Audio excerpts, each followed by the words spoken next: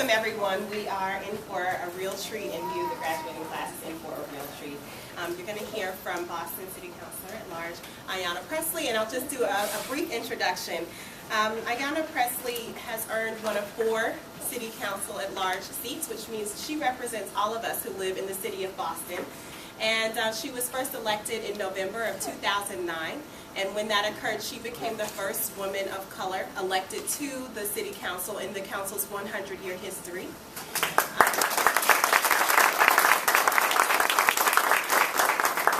She's just on the heels of a fabulous victory of re-election that occurred just last month, November 2011.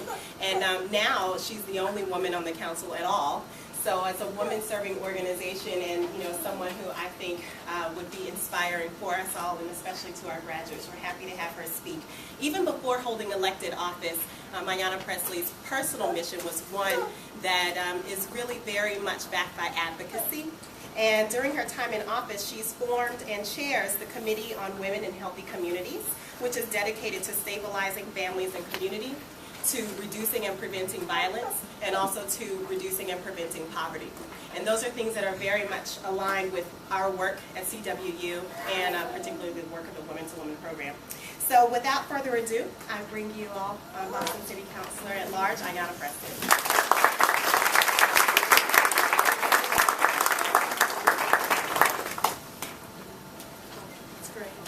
All right, well, good morning, everyone. Good morning. It is my distinct honor and pleasure to be here for this milestone event in your lives. I want to thank Dr. Babcock and the entire team here at the Crittenton Women's Union for what you do every day to transform the lives of women and in turn our communities and this city. Special recognition to my sister, Aisha. She's not really my sister. We're heart sisters. But I thank you for the opportunity to be here today. And just, thanks to the entire team for what you do each and every day. Again, my name is Ayanna Pressley. If you live in the city of Boston, I have the humbling honor of serving as one of your 4 at-large Boston City Councilors, representing 22 neighborhoods, 617,000 people. Aisha alluded a little bit to my history prior to that and try to give sort of a context. I want to pick up on a couple of those points. When I ran for the council 2 years ago, for the first time, I was the only woman running in a field of 15 candidates. And when I joined the chamber, I was one of 2 women. I'm currently the only one. But I made it very clear when I was running, I didn't want anyone to vote for me because I was a woman. But please do consider voting for me because I'm the right one.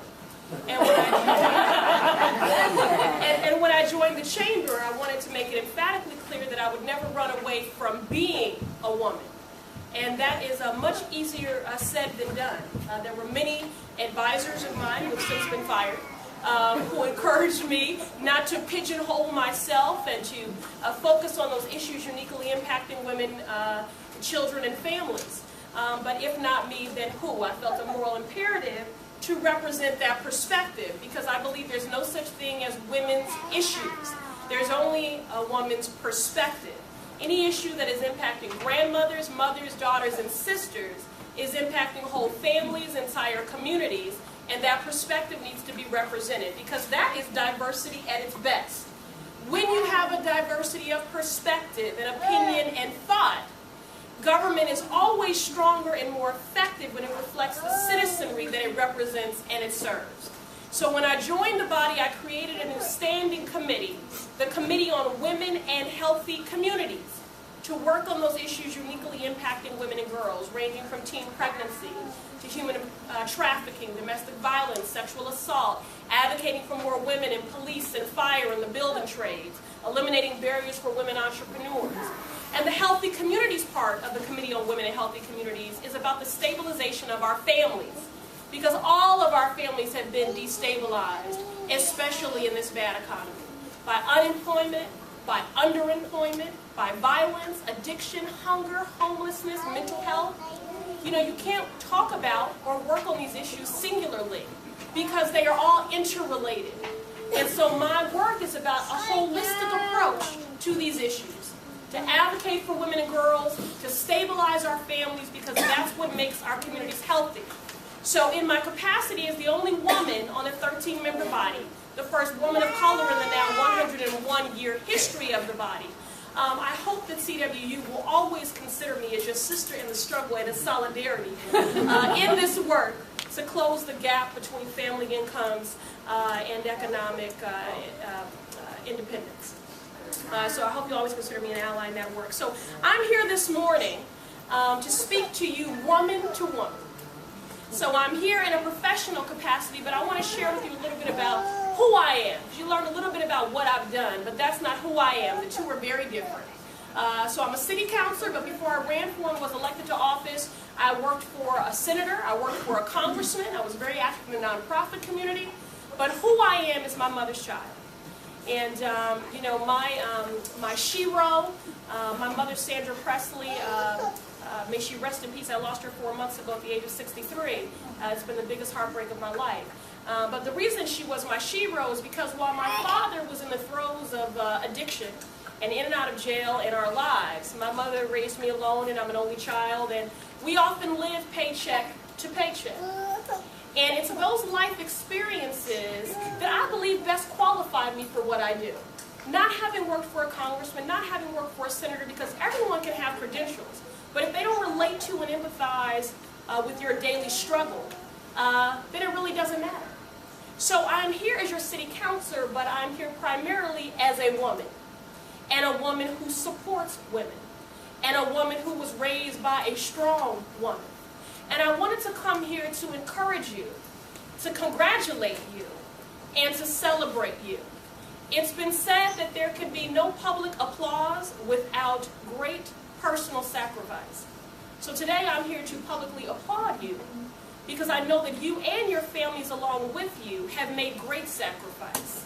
And I want to thank you for demonstrating that commitment to you, to your families, to better empower and advance yourselves. So I congratulate you and celebrate you and your families. You're to be commended for your courage, your tenacity, and your sacrifice. You have endured and overcome much. I don't know all your stories, but I can feel them. And what I would say is that it's important to remember, and you are the living manifestation of this, that your past informs your present, but you needn't be hostage to it. And you know that and are embodying that, and that's why you are moving forward today. I think it was Dr. King who once said something along the lines of, faith is taking the first step even when you can't see the entire staircase. And so I thank you for stepping out on faith. I thank you for not being hostage to your circumstances or your life station and the things that you have endured and are still overcoming. And in closing, I'll leave you with these sort of two ideas and a quote. I'm big on quotable quotes. I wouldn't be a politician if I wasn't. You know, when my mother was raising me, she made great sacrifice. She sent me to one of the best private schools in the city of Chicago. That's where I originally hail. And it meant that she risked eviction on a month-to-month basis. But she wanted to ensure that I would have the opportunity and access to every opportunity in life that should be afforded to me. In my school, I was the minority in every way. I didn't look like everyone. I didn't speak like everyone else. I certainly lived differently. And for a long time, I felt tremendous shame about my station in life. And we all have a tape we play in our heads about ourselves. And my tape said I was too black and too fat and too poor. And my hair was too nappy. And my father was a junkie. That was the tape I played about myself. And one day I realized the difference between me and them was that they believed that they deserved it. We all have a proverbial them in our lives. So I say all that to say that you have the tools to advance. But it is in vain if you don't believe you're worthy and deserving of the opportunity. I want you to operate with a sense of entitlement, something that as women we often are lacking in. We're very ambitious. I don't know if anyone here has ever made a list of lists, but I have. We're very ambitious and we're taskmasters, but we don't often operate with the same sense of entitlement that our male counterparts do. So if you don't hear anything else from me today, know this, that you are loved, that you are good, and you are worthy. And I'll leave you with this, one of my favorite quotes from an actress named Beulah Richards, who said, "Your crown has already been bought and paid for. All you have to do is put it on." Thank you.